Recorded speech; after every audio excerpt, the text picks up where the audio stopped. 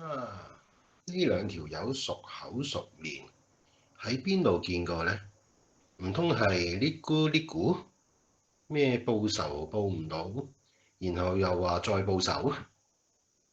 哦，好明顯呢兩條友報唔到仇，齊齊俾人燉冬菇啦！今次搞咩呢？哇哇哇！咁鬼重，夾硬擲上去，想唔扁都幾難啦！